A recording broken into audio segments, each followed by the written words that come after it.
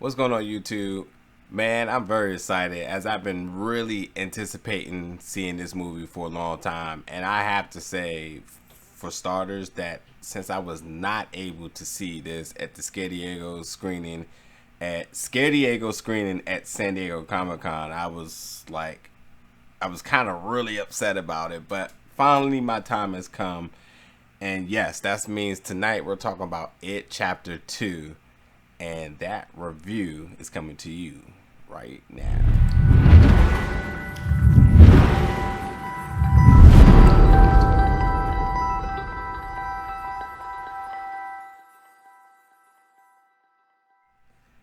So, It Chapter 2. It picks up immediately after, obviously, the first one, Chapter 1.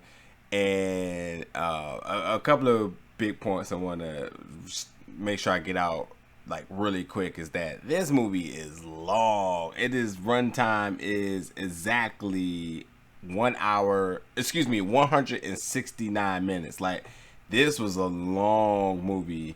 And good thing I prepped this year by seeing Endgame so many times. So like these long movies aren't really as brutal as they used to be for me. But this movie was absolutely long. But yeah, if Chapter 2, man, it is one wild ride. It is so many things I want to talk about with this movie that I'm not even going to be able to remember so many. So that's why I'm literally going to have to go to my notes for this. But this movie, so, the first one was in 1989. This movie takes us 27 years into the future where we see the group of kids, the losers as they claim themselves, as they find themselves having to make their way back to Derry, Maine, because they made an oath to themselves that if anything was to happen, that they were all going to return to finish this for good.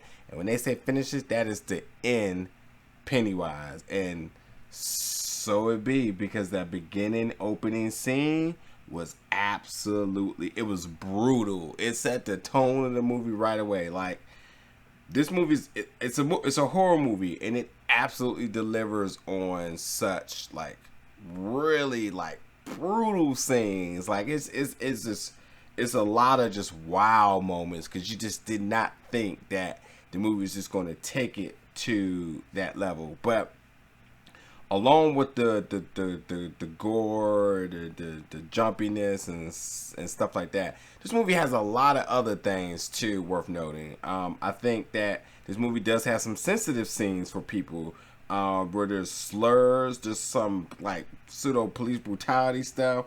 We see in-house domestic violence. So there's things that with the horror being there, there's other things that kind of make you be like really like cautious, and it could make you uncomfortable because of what's happening there.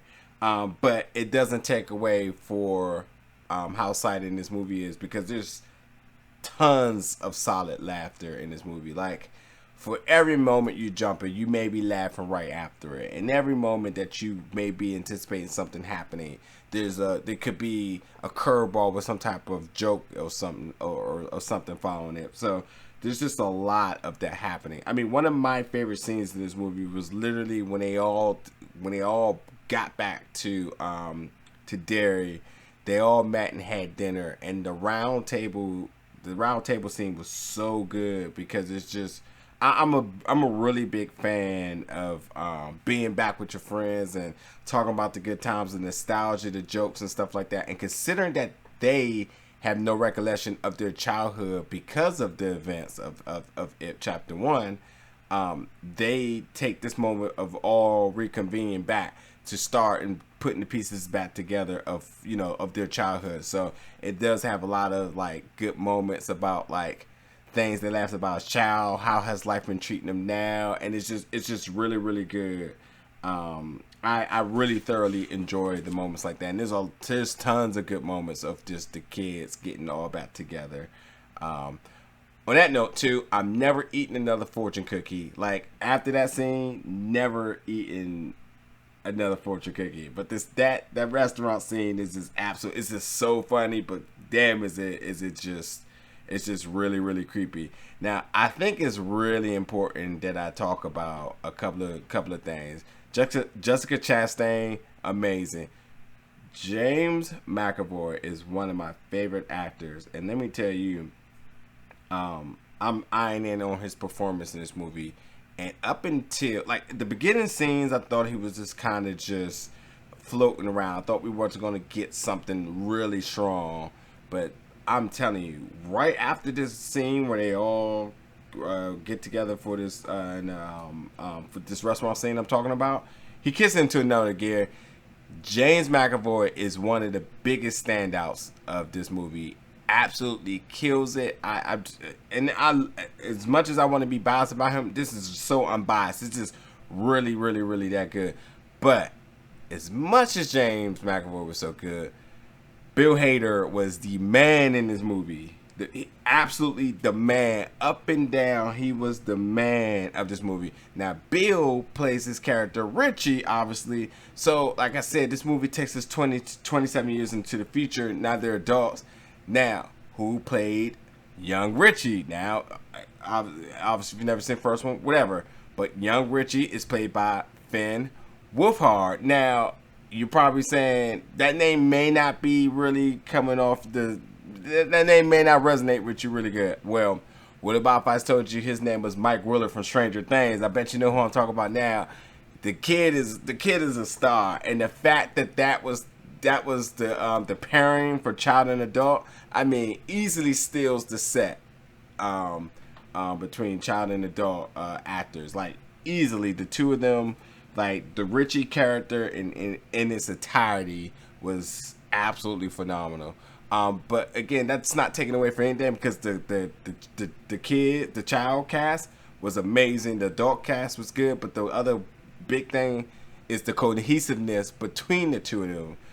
As you've seen the personalities really transition from kids to adult, very good. And even some of them look like their counterparts. So it was really worth noting.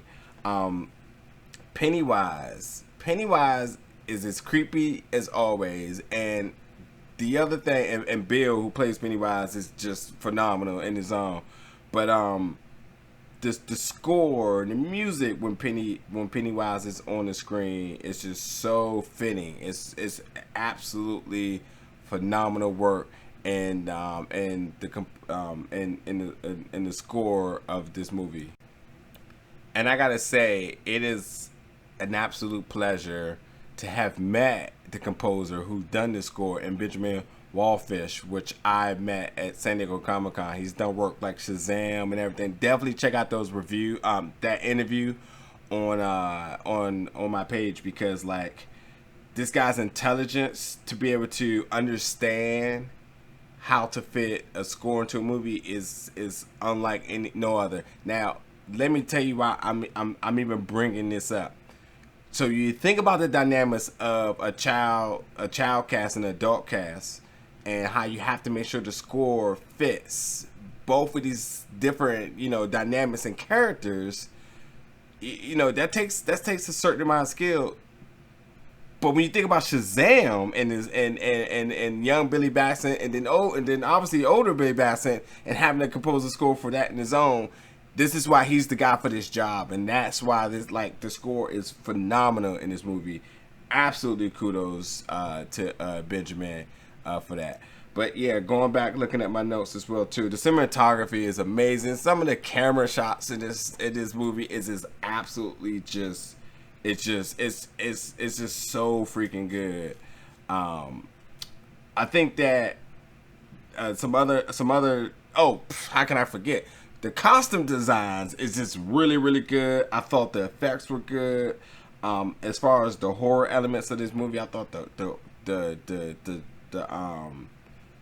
while certain scenes like the surprise elements are really solid, the humor, the comedy, like I said, the dialogue between the characters is just really, really good. I really think that as much as this movie is going to scare a lot of people, it's also going to have people with a lot of laughs. And like, one thing about horror movies for me is always the head scratching moments. Like, why do some certain characters perform or do certain things? There's like really none of that. Like, this movie, just the continuity between it is just really, really solid. And I think again, from the child cast to the adult cast, they're very cohesive, so that like the human factor and element between them just flows all together really really good. Like you don't have them acting like one way and then you know what I mean. Like you when you see the pairing of them, because you're not automatically going to know who's who what. Like it's at a point where they kind of do introduce you to who they are, so that you go like, oh,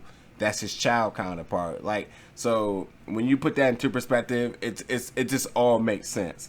So there's a really big element in this movie about them having to find artifacts of their past, and I think that when they take this journey, I think that every single one of their journeys brings out some really great like effects and just moments and just so forth. I think like and that's pretty much phase 2 of the movie is when they go search for the artifacts. I think that there's a lot of good like elements of just good filmmaking in that in phase 2 of this movie. But Derry, Maine, like creepy as hell. I'm never going there. Like that place is just whatever. So James McAvoy character, name is Bill. This is just one scene. He rides his bike, and like I don't know if any of you guys remember, but a couple of people in the theater did and laughed, and I thought it was good. You guys probably ain't gonna know what the hell I'm talking about. But he rides his bike. You know when you ride your bike and you try to come to a break and you let the back tire skirt and you kind of like drift. James McAvoy did that in the movie, and I kind of lost my stuff because I was just like, yo, that's so classic. Like back in the day, riding the bikes around the neighborhood. That was a really, really like good moment. But on that note too, this movie does have a lot of good like monologues and like speeches that like really provide really good life quality knowledge and just advice for the future. Like I like you get inspired when you hear some of these things, and it's not what you expect in this movie. Like you just don't. But like it's not even overbearing to a point that when you hear these speeches happen, you just you tune in. You just like, yo, like that's some real like advice. Like that's some like gold stuff. You know, like all that Instagram inspirational stuff. Like there's a lot of like those kind of speeches happening in this movie because these group of kids, they call themselves the losers, and you know when you're a loser, you don't have nothing to lose. But they stuck together for years. They stayed friends. They all had really good childhood memories, and you know, despite all the ups and downs, the times past, the disagreements that they had, they all stuck together. And they realized in order to be able to accomplish the goal here and to getting rid of Pennywise, that they were going to have to be top tier, tightly knit to get it done. So, you know, I think anybody can appreciate that. But like I said, this movie was 3 hours, and I had a really good time. I had some old man moments in it where my legs was cramping up a little bit, but other than that, like I thoroughly enjoyed the movie. I can't wait to get my hands on this score because it was just really just that good. Pennywise creepy as hell, man. Some of the scenes like I can't emphasize enough, just brutal. Parents, watch your kids. Don't let your kids wander off, because if people are disappearing in your town, it's not good to take your eyes off your kids for any moment, because you never know what clown with a red balloon may be sneaking up behind your kid at any given moment. And it is what it is. But also there's some good cameos in this movie too, so keep your eyes peeled, because there's some people that you may know or may have seen in the past, so you definitely want to pay attention to that. One of the only trailer I've seen in this movie was the first trailer when Jessica Chastain's character Beverly went to go visit the grandma, which that visit was to her old childhood house. Let me tell you how that trailer gave you 10% of how creepy that was, and how 100% creepy that scene was. Creepy, funny, it just all in one. Like it was a lot going on in that scene. But yeah, that's what I got for that movie. I really hope you guys see it and enjoy it and watch it, because like I definitely did. It was definitely worth the wait. And I'm mad that I didn't win the prize pack tonight. I'm mad that they didn't have any posters or anything, and that's cool and that's all. But like I enjoyed this movie, and I hope all you guys do. too as well. But absolutely make sure you subscribe. If you haven't subscribed, stay tuned, because you know movie reviews are all coming more and more. I can't wait to see Joker. There's so many other things that's going to be coming out towards the end of this year, you know. And then award season, that's when the big money ones, the must watch ones come out. So you definitely want to make sure you tuned in, subscribe, hit that bell for the notifications and so forth. But as always, I appreciate you guys tuning in, and I will catch you guys next time.